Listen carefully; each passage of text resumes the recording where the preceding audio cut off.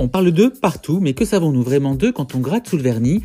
Je suis Laurent Berbon et chaque semaine, dans On parle d'eux, je vous raconte les débuts et le parcours de personnages publics au cœur de l'actualité. Cette semaine, je vais vous parler d'un vieux monsieur qui ne prend pas une ride. Nom : Père Noël. Âge : environ 200 ans.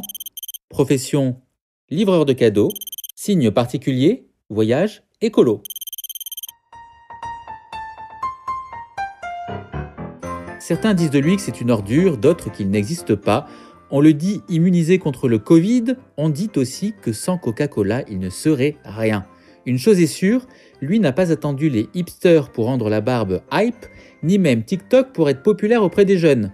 Ils sont, rendez-vous compte, 2 milliards à l'attendre chaque année comme le Messie. Pour les parents aussi, il rend les jours heureux. On va pas se mentir, qui n'a jamais utilisé la menace du Père Noël pour ramener ses enfants à la raison ? Une technique que personnellement je recommande, prononcez son nom et votre créature d'1,2 m se transformera en un petit agneau comme par magie. Non, moi je dis qu'on a tous besoin de croire au Père Noël. Mais au fait, d'où vient-il le Père Noël ? A-t-il toujours été vieux ? Quels sont ses réseaux ? L'histoire du Père Noël remonte à loin, très loin. Je vous parle d'un temps que les moins de 3000 ans ne peuvent pas connaître. Le premier ancêtre du Père Noël, c'est Odin, ce dieu scandinave qui, dit-on, descendait sur Terre chaque solstice d'hiver pour distribuer des cadeaux aux enfants. Puis il y a eu Saint Nicolas. Nous sommes alors au IVe siècle, quelque part en Asie mineure, où se trouve la Turquie aujourd'hui. On raconte à l'époque que cet évêque aurait ressuscité des enfants tués par un boucher, rien que ça.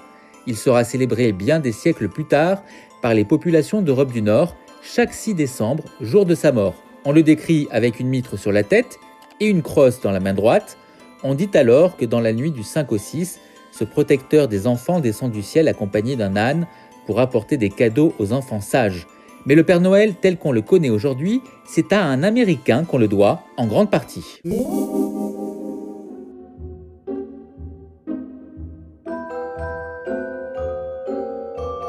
Nous sommes maintenant au 19e siècle. Laissez-moi vous présenter Clement Clarke Moore, un pasteur new-yorkais. En 1823, il publie un poème qui rencontre un certain succès. Son titre, La visite de Saint Nicolas, rebaptisé par la suite The Night Before Christmas, la nuit avant Noël. Comment vous dire, sous sa plume, c'est un peu comme si Saint Nicolas passait par la case Nouveau look pour une nouvelle vie. Vous serez hyper tendance et toujours à la mode pour les prochains hivers. On insiste en fait à la naissance du Père Noël, avec son ventre rond, son sac sur le dos et son traîneau tiré par des rennes. Au moment où il l'écrit, Clement Clarke Moore ne le sait pas, mais c'est son poème qui va contribuer à faire du Père Noël le personnage incontournable qu'il est devenu.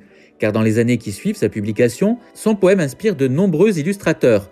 Il y a Thomas Nast par exemple. Sous ses coups de crayon, le Père Noël porte désormais une longue barbe blanche et voyage depuis le pôle Nord. Ce même Thomas Nast, à qui l'on doit au passage l'éléphant républicain et l'âne démocrate. Il y a en revanche un sujet sur lequel les illustrateurs ont du mal à accorder leur crayon, les habits du Père Noël, ou plutôt leur couleur.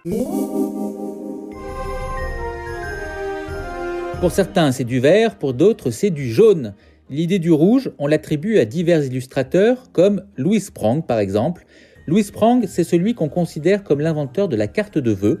Alors qui sait, peut-être que pour son Père Noël, il s'est inspiré de Saint Nicolas, déjà représenté au Moyen-Âge avec une cape rouge. Une chose est sûre, ce n'est pas Coca-Cola qui en est à l'origine.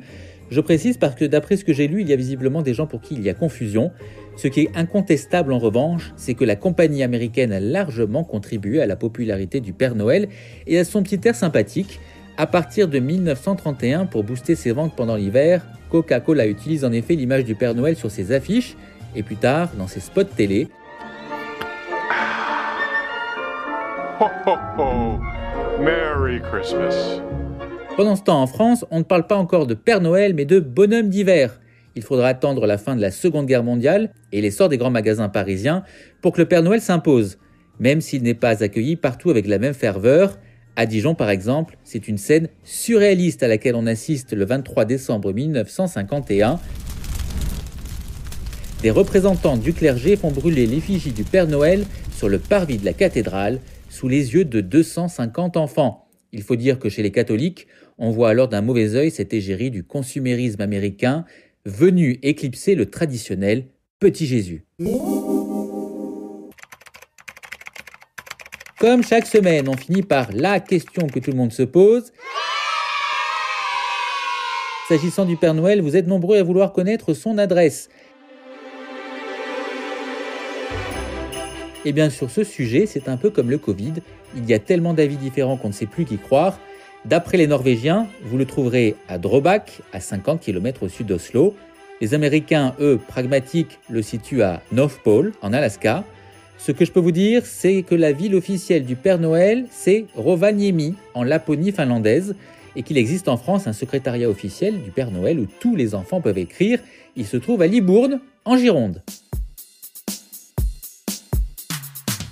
On parle d'eux marque une petite pause pendant les fêtes. Je vous retrouve en 2021, ou que vous soyez passé de très belles fêtes. Et si vous aimez ce podcast, faites-le moi savoir en laissant un commentaire et des étoiles sur les plateformes. Merci à ceux qui l'ont déjà fait. À très vite.